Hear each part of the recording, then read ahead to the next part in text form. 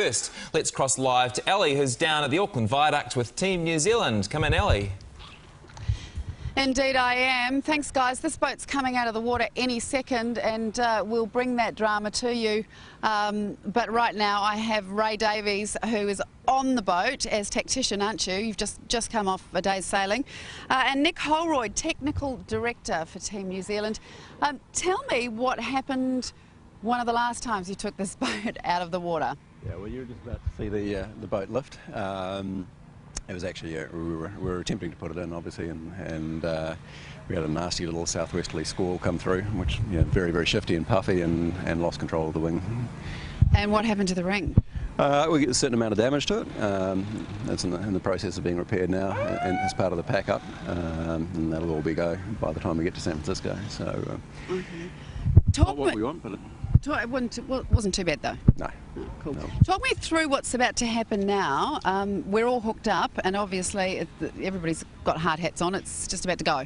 Yep, we have about 30-odd people, 35 people involved in this. So we pick the whole boat up with the wing on top, onto the cradle on the ground. Obviously, we have to keep the boat sort of perfectly lined up if there's any breeze. It's pretty nice at the moment, obviously.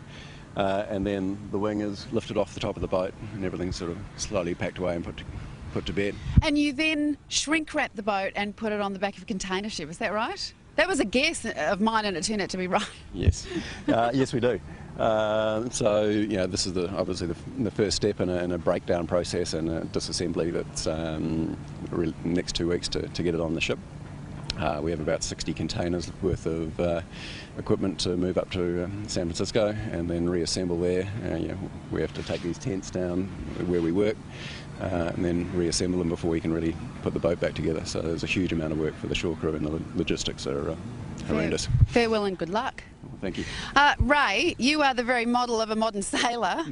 Sailors don't wear boat shoes and that kind of and polo shirts anymore. Can you talk us through what you're wearing? Oh, shoes are more like touch shoes, but knobbly.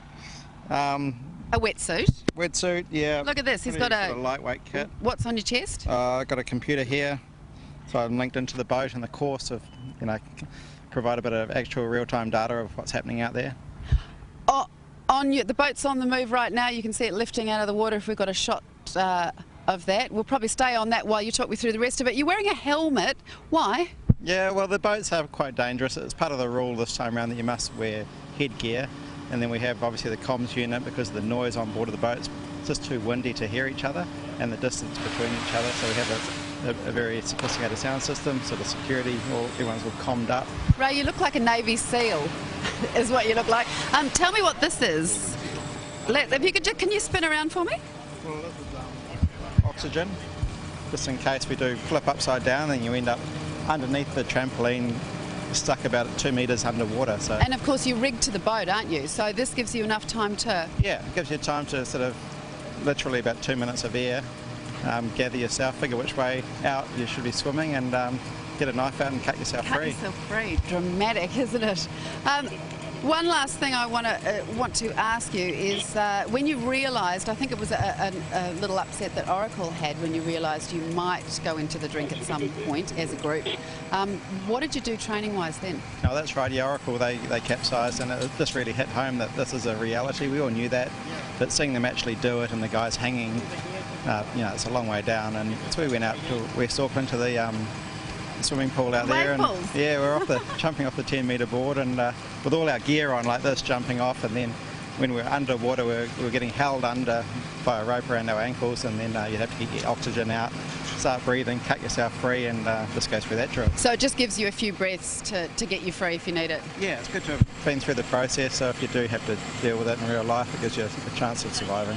All right, well, we very much hope you don't need it. Best of luck, guys. Ray Davies and Nick Holroyd, thanks for joining us this afternoon. And we can see it's the boat's almost on the deck now. They take that wing off, is that right? Yeah, the rudders have to come out before it can go into the trolleys, and then the wing comes off the top and into the shed for structural checks and things after. Very cool. Hopefully we'll be able to bring that excitement to you in a little minute, and we'll also talk to Grant Dalton. Okay, Ellie, thank you for that. We'll check that with you shortly. Now, who's with Team New Zealand, the big boss, as they pack up their boat for the America's Cup in San Francisco. Hey, Ellie. She's a lovely sight, isn't she, in the gathering dusk. Do you remember how passionate we all were in the late 90s and early 2000s about the America's Cup? Remember how excited we were? Remember the Red Sox campaign? Yep. With me, Red Sox, we all had them. With me, Grant Dalton, boss of Team New Zealand. The good old days, eh, Grant? Why have you said that this will probably be the last time we get to do this? Well, I think financially it's just out of our reach otherwise, and the public have probably had enough. Certainly if we don't win, they will have, and I think probably that'll be the end for me as well. So, but the main reason is just be financially out of our reach. A third of the money you've been given is from the government. Do you feel a certain accountability about that? There's been a little bit of criticism. Well, I think there's been a lot of criticism, and probably all quite fair if you think that you should get $36 million. Yeah, we feel an obligation, but to win. But I don't think whether we had government money or just sponsor money or private money even, we'd think any differently. We had Steve Hansen here today, and he talked about the 07 campaign for the All Blacks and how it went into 11. And we kind of feel a bit the same, you know. We were really close in 07, building out of 03, but this is it. This is a faster boat, to be fair. How fast is it? Oh, it's a lot faster, but I don't know whether it's faster than the other guys yet. Oh, we've had up in sort of 80 Ks, which is fast on water in a yacht. 43 knots as far as I can tell, is that right? Yeah, 1 1/8 mile an hour for a knot. You're the expert. Now, you say you won't know yet whether it's as fast as the other boats. When will you know? Dean said it'll be the first day you get out on San Francisco Bay. Well, the first day we get out on San Francisco Bay against the other boats. Now, we have a gauge on Prada, because they've been here. They literally left on Sunday on the ship. They've been training with you, right? Yeah, they've been training with us, so we've got a gauge on that, and we're reasonably comfortable. The Swedish team we don't know, but they look like they've got a few issues. But in the end, ultimately, we've got to beat the defender Oracle, and they will be really strong. A lot of money there, Larry Ellison. What do you know? There's a lot of skullduggery that goes on. There's a lot of spying that goes on. I know that Oracle's boats were out watching you today. Your people obviously out watching them up in San Fran as well. What do you learn from that kind of thing? Oh, heaps.